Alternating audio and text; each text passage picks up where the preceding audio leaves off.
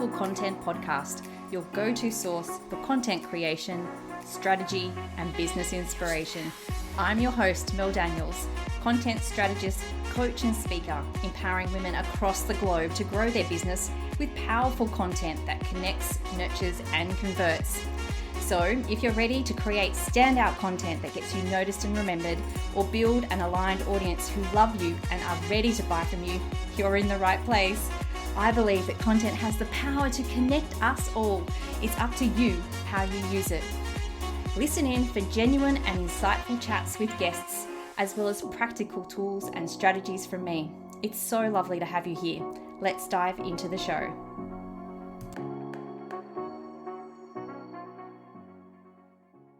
I acknowledge the Wongal people of the Eora Nation as the traditional custodians of the country that I am recording from today. I recognise their continuing connection to the land and waters. I pay my respects to elders past and present and extend that respect to all First Nation people listening today. Hello, beautiful people, and welcome to episode 99 of the Powerful Content Podcast. So close to 100 episodes, and today I have with me the gorgeous Emma McQueen talking all things sales. Now, Emma is a Melbourne-based executive leadership and business coach who has worked in the realm of human resources for over 20 years, working with some of Australia's leading organisations to develop their team and their talent.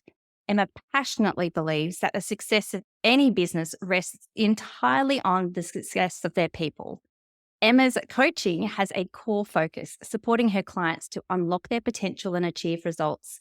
As a Hogan accredited coach, her approach has a foundation of working with people's strengths to take the meaningful actions required to reach their goals. She believes that effective coaching has an indisputable impact on a person's performance and on their well-being overall, which I love. Her clients leave her sessions motivated and challenged to take action and get results, often exceeding their own expectations, although Emma is rarely surprised by their achievements, as she has an unwavering belief in the extraordinariness of the seemingly ordinary. Emma loves working with people who are driven and passionate about their work but feel stuck in a place of overwhelm. Through her powerful, challenging yet kind coaching, Emma takes them from chaos to clarity, from uncertainty to empowerment. Welcome to the podcast, Emma. Oh, thank you so much for having me. Wow, that's a long bio. I need to chop that down. But it's beautiful. It's absolutely beautiful. And it really explains exactly what your background is and why you're here. And I just absolutely love that. Also, I'm looking forward to this conversation today, Emma, because I think it's something that many entrepreneurs absolutely struggle with. And that's the balance between knowing that sales need to happen, because if we don't make it, we don't have business, basically, and how we can do it in a way that really feels good for us. But before we dive into that topic, I would love to know a little bit more about you, Emma. You've worked in HR for 20 years, but why HR and why now your own business? Oh, both great questions. Well, the first question is I went into HR to help people. I'm all about turning up in service, and I started my career as a recruiter thinking that was helping people, not really realizing that it was about making money for the agency owner. Anyway, it took me a while, but anyway, we got there. And then I went and worked for Australia's largest not-for-profit, World Vision Australia, for 12 years. And I worked through their HR department and ended up coaching their executives. And I loved that job. I've loved all my jobs, but I loved that job. And then I always had this feeling in me that I wanted to do my own thing. I always had this entrepreneurial spirit. I'm the kid that collected bottles. I'm the kid that sold icicles on the driveway. I'm that kid. And I was like, I want to really try something else. And I love coaching. I especially love coaching one-on-one. I'm accredited through the Institute of Executive Coaches and Leadership, and I've been doing it for a long time. And I thought, well, let's see what we can do to make a business out of it. I love that. And I think that so many other women have followed a similar path as well, haven't they, Emma? Like they go with their passions, they find that thing that they really love.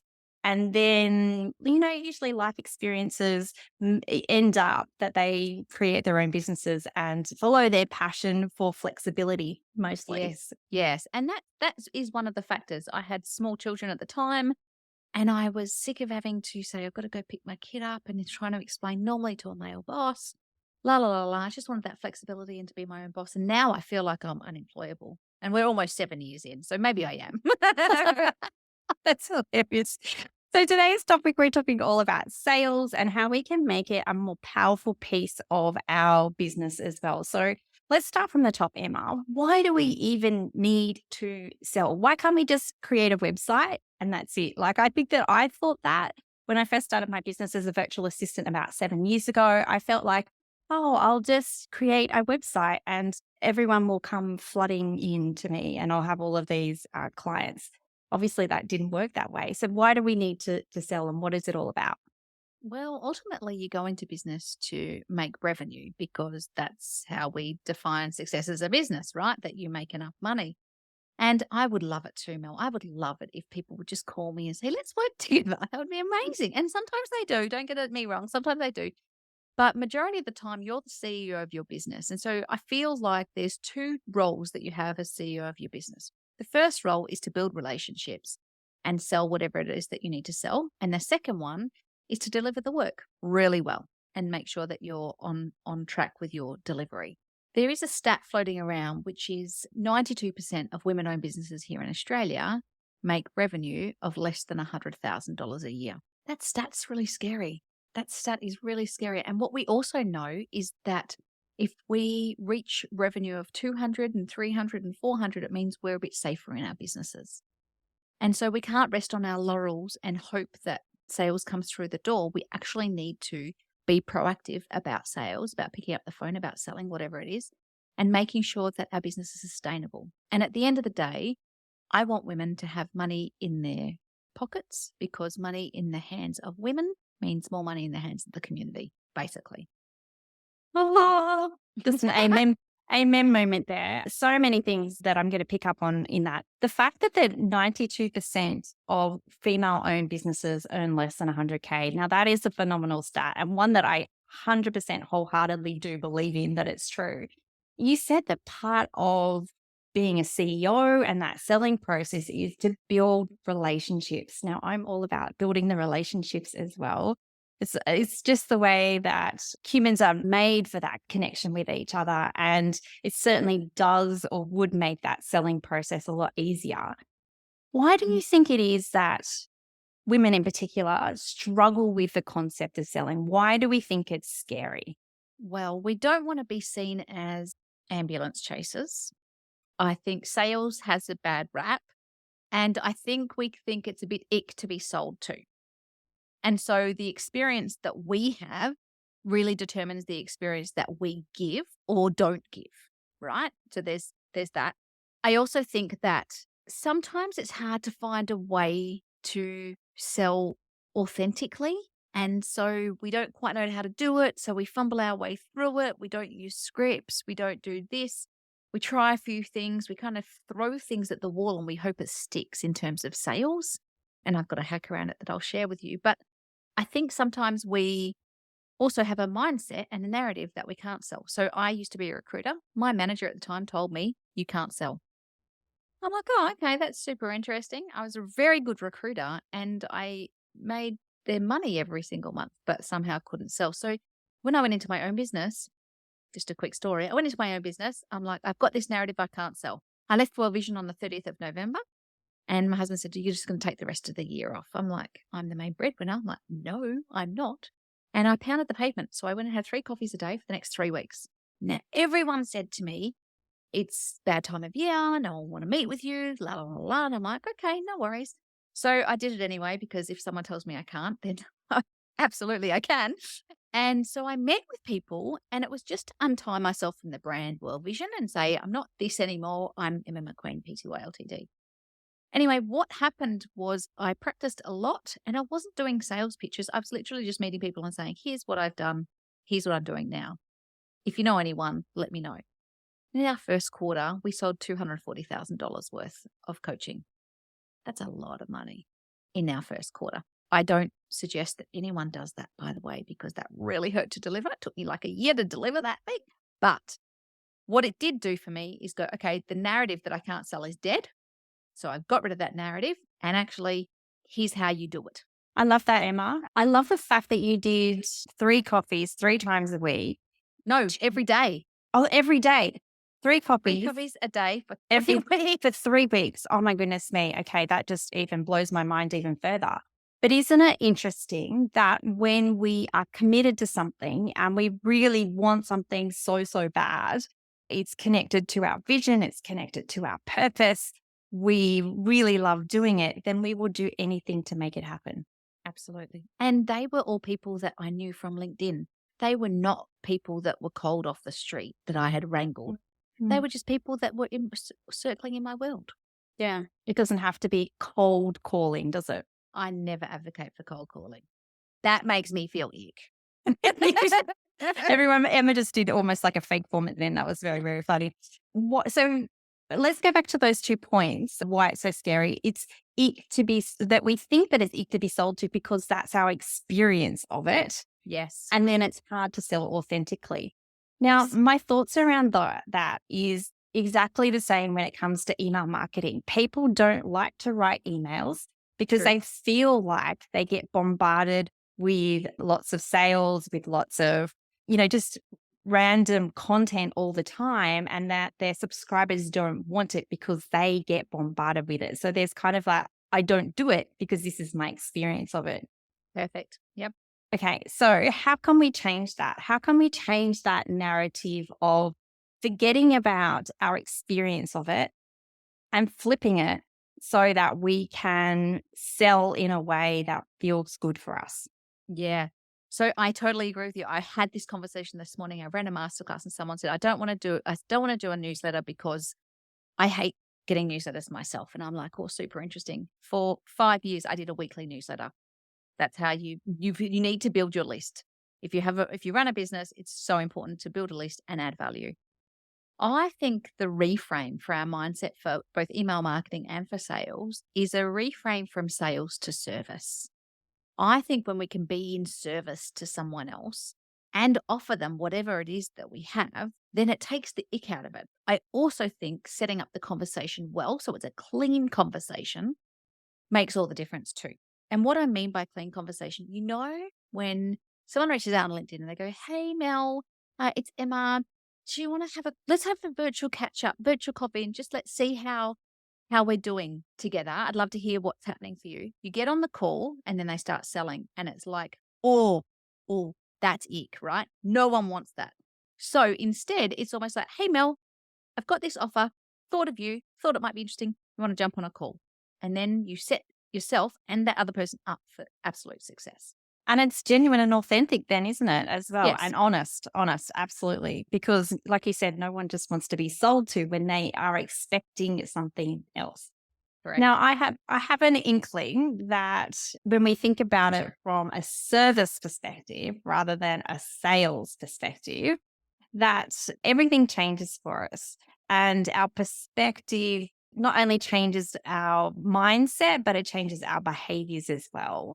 I'd love to know from you, do you have any words of advice for people who are struggling with that reframe at the moment? What can they do in order to make it feel easier or feel less? Do you know what? I don't know about you, but I have been on the other end of lots of sales calls as well. And one of the things that I see entrepreneurs make as a mistake time and time again is they talk about themselves the entire time. So here's the thing. We at Emma McQueen, we have clarity calls. They're 30 minutes. And for the first 30 minutes, I'm like, "Tell me about you. Tell me about your business." And I ask them a bunch of questions. And when we get nearer to the end of the 30 minutes, they might say, "Oh, so can you tell me about what your services are or, what you have to offer?" And I'll talk about it. But that whole call is me listening. And that's what people forget to do. Like, you just have to listen on a call and see if they're a good fit because it will work out within 30 minutes. If you can't tell if they're a good fit or not, then you need to change your questions. I think the other thing to do when you shift from a sales to a service mindset is review your whole sales process because it's not as simple as just do this script, do this bit, here's the process bit, la, la, la, la. Actually, it's about how can I be of service in this moment to this person and give them as much value as I possibly can so that when they get off the call, they're like, "That was amazing," whether or not we work together or not. And so I think it takes some of the desperation out of it. When you've got a pipeline of one and how that feels so desperate, But if you have a pipeline of 100, you can show up and serve, and it doesn't matter whether or not they sign up because you've got 99 others. It's kind of like dating. I love that perspective, Emma. I love that. That's really cool. You just mentioned a sales script and a sales process. What are these? Yeah, beautiful. Well, some people use scripts. I don't use a script, but some of my clients need a script to start with because their confidence is a bit low and they need to kind of know what they're doing. And after a little while, they kind of get the hang of it. For me, the script is simply questions, especially if you're doing clarity calls or some way for them to get to know you. And the sales process, I think you need to be clear about what the next step is. So for us, it's pretty clear.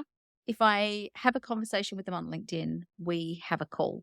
If we have a call, we send a proposal or we invite them to something that we've got on.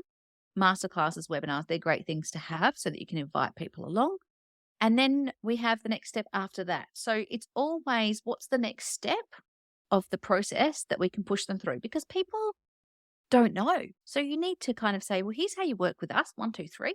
Or here's how you work with us, 1, 2, 3. But I think 1 would work, or 2 would work, or 3 would work. And you have to really lead people so that they're very clear because if they're confused, they will not buy. Yeah, a confused mind never takes action, does it? No, Yeah. never. Yeah. Yeah. So I'd love to know in your sales process, knowing what the next step is in that sales process, is there any parts of it that you automate? So you mentioned a discussion, a proposal, and an invite. All of those things sound like a lot of work. Do you Right. put any automation into that at all? Yes, I do. I'm not really in control of my calendar. Let's start there. I have an amazing business manager. Her name is Serena Francis. She's also my big sister from Western Australia. She's the bossy, organized one. I am not. And I'm not really allowed to touch my calendar. So basically, what happens is we have a Calendly link that they can book into. And if they have a problem trying to get into our calendar, because it can get a bit full, they just message Serena and Serena organizes it. So there's that. And then once they jump and she organizes the Zoom link, the Calendly link is there. Calendly is brilliant for that. I don't love Calendly as much. We're very high touch, so I don't love all automation. But for a lot of businesses, you can automate and it's totally fine. After the actual call, I loosely call it a proposal, Mel. It's basically an email that's drafted in my templates and I jig it around for the person that I've spoken to. And I go, here's the inclusions of whatever we've talked about. Here's a paragraph about what I've heard, what I've learned, what I think I can help you with. So I personalize it and we schedule it. I schedule it for the same day because I don't want people to sit waiting for a proposal from us and never get one. That just sucks. And the fortune is always in the follow up, always in the follow up. So I think I read a stat somewhere that said 48% of salespeople don't follow up. And I'm like, oh my goodness, what a waste of calls.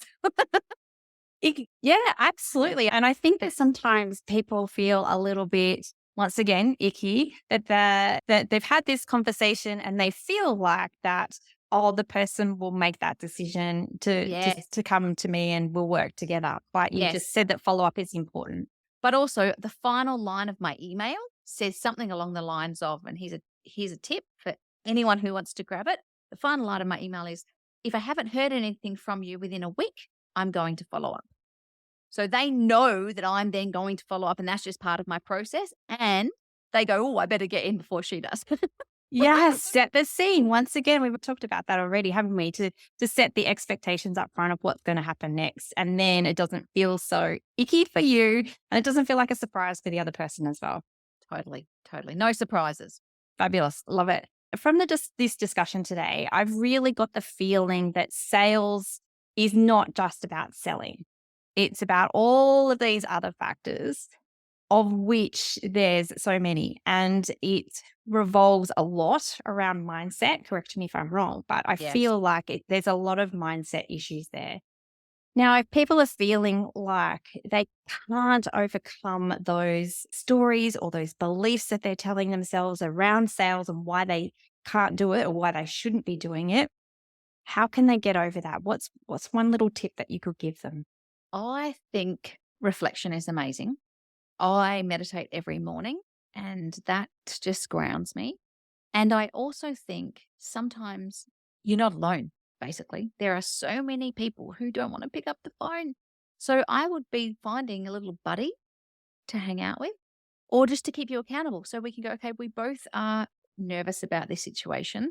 Let's be accountability buddies and let's just phone each other or let's cheerlead each other, whatever it is. I have found that accountability buddies are amazing. And I'm an accountability buddy for a few of my clients. I'm like, hey, have you made that call yet? How's that call going? So I reckon if you're really struggling with it, yes, you can do some mindset work around reflection, working out what your blocks are, listening to some cool podcasts, reading some books. But the reality is you just kind of got to take non-perfect action and have someone that will hold you to account and go, how did your calls go? How did that one call go? How did that second call go? The other tip I got from my friend Callum, he calls someone before he does his sales call, he calls someone that he loves, that loves hearing from him to get him all jazzed up for the day. So he'll like, hey, and she'll be like, you're just about to do your sales calls, aren't you? And he'll be like, yeah. And so you get that. And then you're like, okay, cool, I can do this. Yeah. So anyway, there are a few tips. Yeah, the vibe and the energy can make a huge difference, can't it? Yes. I've got Yeah. another client who wears tight knickers when she's making sales calls. I don't know if she loves it. She just wears tight knickers and heels. And she's like, and then I feel prepped for the day and then I just make my calls. I'm like, okay, whatever works. And that's the thing too, isn't it? Whatever works for you. If you find that tool, whatever it is, calling someone wearing the tight knickers, whatever it is, then go with it. I 100% agree with that. So we've spoken about why we need sales in our business, how we can reframe those stories if we're feeling a little bit icky about it. And understanding that sales is not just sales in itself. There is a whole range of things that interweave with sales in order for us to have a successful business, whatever that looks like for us. So I know that you have a quiz that can help women in business to understand exactly where they are in terms of their growth and their mindset in sales. Do you want to just talk to that for a moment? Yes. I wanted a way for women to self-diagnose what was happening in their business. This 92% percentage, this just rates on me, right? And I'm like, okay, how do we help women who are unhappy with that to raise their vibe a bit more?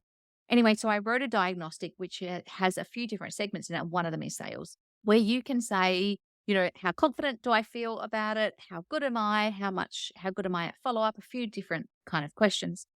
And it gives a percentage score of each of the categories and it gives an overall percentage. And what we find, we've had about 500 women go through the diagnostic now. And from that, I would have to say about 410 have told us that sales is an issue. So this is an issue, right? We are not alone. This is an issue. And so what we want to do is actually, how do we help you unblock that? How do we help you get unstuck from that? And what does that actually look like?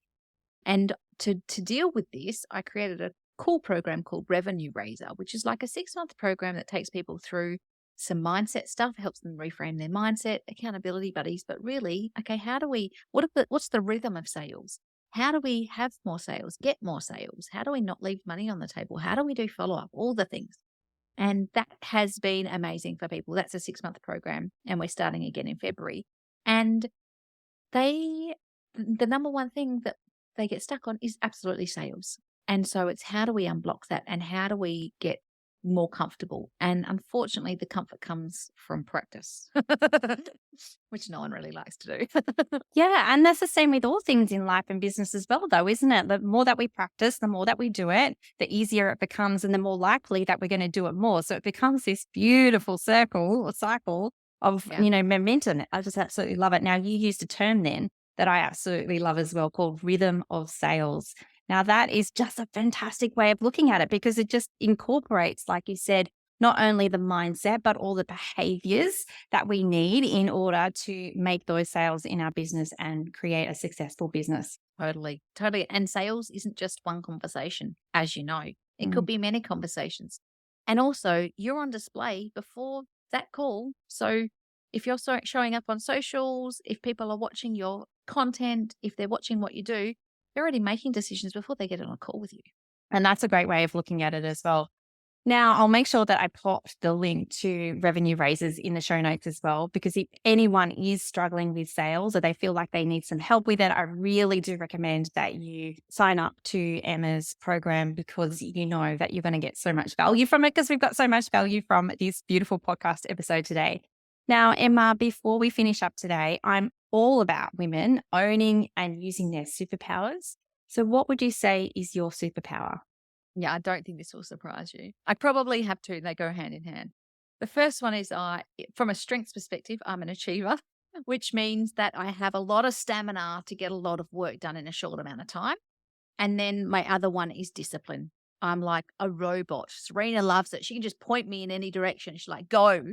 And I used to do this when I had staff. I had a staff of 40. They'd be like, Emma, you need to do A, B, and C. I'm like, just point me and I'll go. And if it's not in the diary, it doesn't get done, that kind of attitude. But discipline and consistency and achievement are my things. I love it so much. And I can definitely see that in you and how you turn up and show up for your audience as well. Now, do you have any final parting words of wisdom for my listeners?